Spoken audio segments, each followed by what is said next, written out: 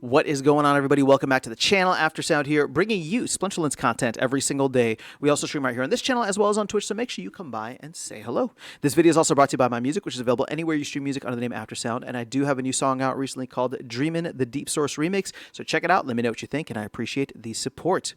All right, guys. Well, we talked about the change to Tasoshi Drakamoto, dropping from 8 mana down to 6 mana, as well as getting a new ability, Painforge, I believe at level 2. And, you know, this card definitely got buffed in a very, very significant way.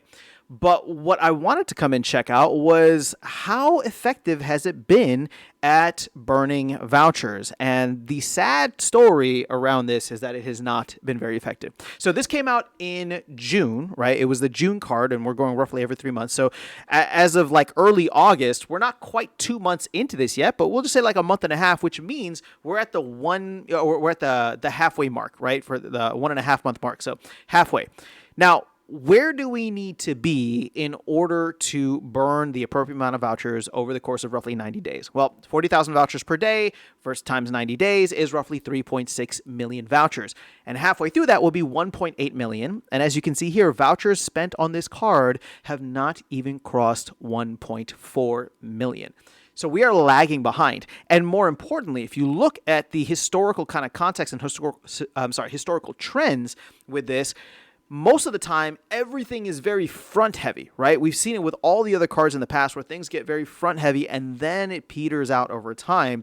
So the fact that we didn't really get anything front heavy, or if it was front heavy, it wasn't enough, that to me signals that this is, it makes sense as to why the team would come and try to buff up this card. Now, there's still a month and a half left. There's obviously a lot of other things happening around in the game. But, the vouchers spent on this card are not hitting where we need them to hit. Now, granted, there are some other avenues for vouchers, and I don't think that's being captured here.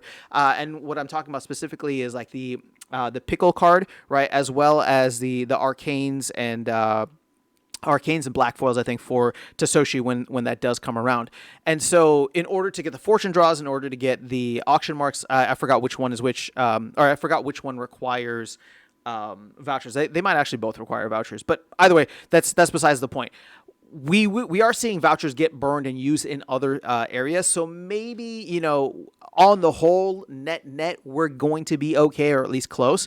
But what you would really want, at least for me, right, in a perfect world, is you would want these individual cards to not just meet the demand or the supply that's coming in, right, the 3.6 million, but actually exceed that. And then anything else extra, right, such as the pickle card, such as the, fortune draws and whatever for the arcanes, that is all on top of the 3.6 million. So with these arcanes now coming around and, the whole situation, I need to go back and actually double check how all of it works. I don't, we may need to rethink how we're looking at this, because many folks might decide to go, instead of spending vouchers on this, they might decide to go for one of the arcanes. And therefore that's why, everything is a little bit slower right now rather than, everybody spending early on, right? Because maybe if some of the top tier players, and again, this is the only reason that I have, but it's just a theory right now until we can prove it or until we see it happen. But if a lot of the top tier players are waiting to see if they can get the arcanes or the, one of the more exclusive cards, if they don't get it, then maybe they'll buy towards the end. And that's why we're not seeing the front loading anymore that we did in the past. That's the only theory I got going. That's the only silver lining that I have. So if you guys can shed any light on this, if you've heard anything like that, just because I've been out of the loop for a little bit, I'd be very curious to know.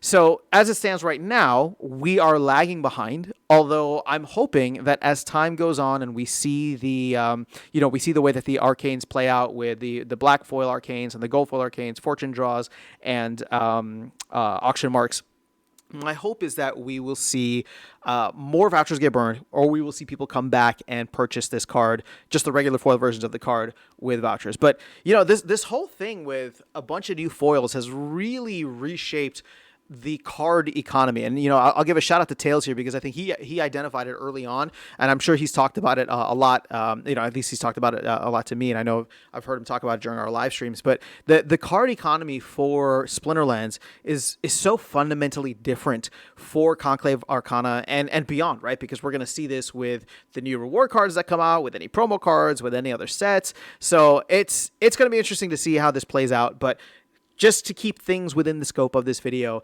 as it stands right now, we are lagging behind on the voucher spent for this card. So it makes sense that it got a little bit of a buff. And my question for you before I close this video out is, are you planning to get Tasoshi now that it is only 6 mana and has an added ability?